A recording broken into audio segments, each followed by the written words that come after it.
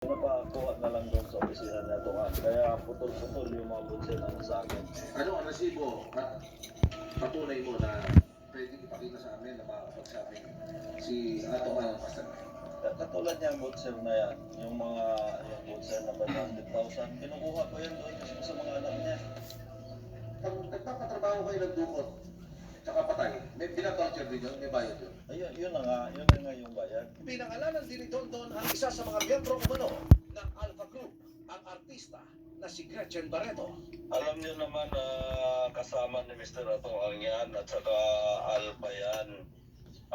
Pag sinabing Alpha, doon sila, kasama sila sa nag-meeting-meeting. Kasama siya sa pumayag na walain yung mga sabongero. Sinubukan ng resibo na kunin ang panig ni Barreto. Akong cellphone o di na mapindot. Hindi na muna sila magsasalita habang umuusad ang investigasyon. Pero sa nauna ng malayam sa GMA Integrated News, mariing itinanggi ng kanyang abogado ang mga paratang ni Patidongan. We deny it. She denies it. Wala siyang kinalaman doon, wala siyang ginawa, wala siyang sinabi that connects with the disappearance of the Sapungeros. Ang malaking tanong, ano nga raw ba ang dahilan kung bakit pinaliligpit ang mga sabongero? Ayon sa kwento ni Dondon, pang-chochopi raw ang rason kung bakit dinudukot at pinapatay di umano ang mga sabongero. Yung chupi kasi na yan, para alam nyo, pipilayan yung manok, tapos dito pupusta sa akin. Klarong-klaro na panalo na dito, gawa ng pilay na itong kabila eh.